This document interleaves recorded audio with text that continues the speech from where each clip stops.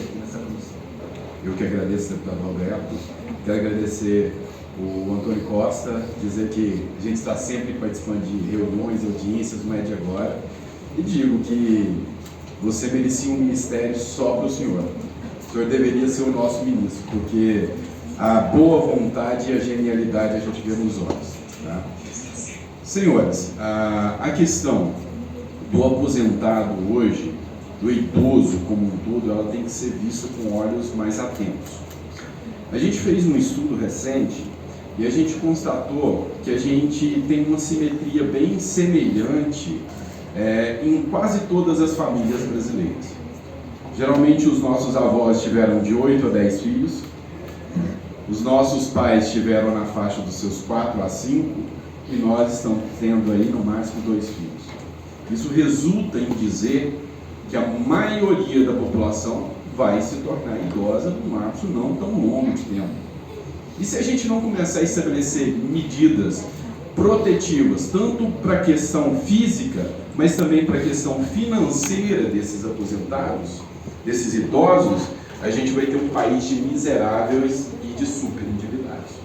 Por isso eu louvo essa medida do meu querido delegado Antônio Furtado, o deputado Roberto, em discutir isso aqui, porque é um tema de interesse do nosso país.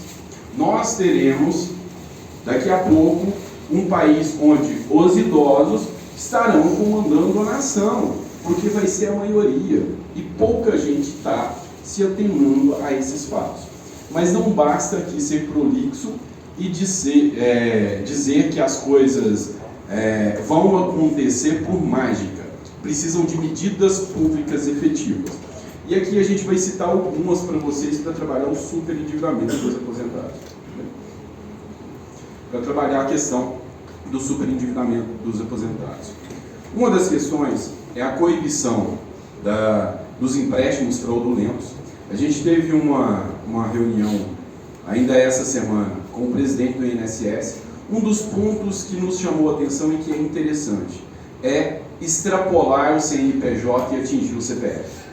O fraudador, ele se esconde de trás de uma personalidade jurídica e ele cria uma empresa, essa empresa comete fraudes, mas a empresa não vai responder penalmente. Se responder, a empresa não vai ser presa, ela no máximo vai pagar uma multa.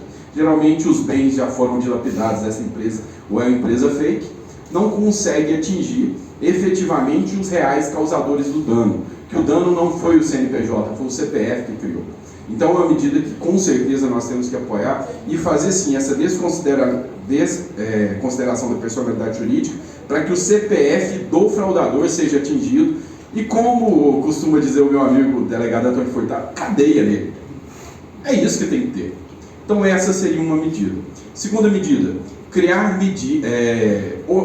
mecanismos que ele possa ter uma renda melhor. O Antônio Costa acabou de citar. Mas como podemos fazer isso? Eu vou citar. Existe hoje o PL 809 do delegado Antônio Furtado, também vou citar sobre muitas vezes, tá? Do delegado Antônio Furtado, que tramita hoje na Comissão de Trabalho, Administração e Serviço Público. O que a gente entendeu ao propor esse projeto? O brasileiro, como um todo, ele tem um mês específico que é o mais difícil de todos, mês de janeiro. Nesse mês de janeiro ele tem que pagar IPVA, IPTU, escolas de criança e vários outros dívidas que ele vai encarar, até as despesas do mês de dezembro, porque ele precisa ter uma dignidade. O idoso brasileiro precisa viver também, não só sobreviver, ele precisa ter um pouquinho de dignidade. Então às vezes ele acaba gastando um pouquinho mais em dezembro, chega janeiro, é a complexidade das finanças dele. Qual que é a nossa ideia? Alocar de forma inteligente as receitas do aposentado, de forma que a gente não crie custos adicionais ao governo, não crie uma receita orçamentária extra, ou seja, o aposentado, ao iniciar o mês de janeiro, ele vai ter a opção de receber o seu pagamento em dobro. Em vez de ele receber, por exemplo, um aposentado que ganha um salário mínimo, R$ 1.200, ele vai ter a opção de receber R$ 2.400, como se fosse um vale. Muitas empresas adotam esse método. Ele vai receber o salário R$ 2.400, o dobro, porque é praxe, no começo do ano, ele fazer um empréstimo consignado para salvar dívidas correntes. da sua vida. Então a gente vai tirar ele da dívida.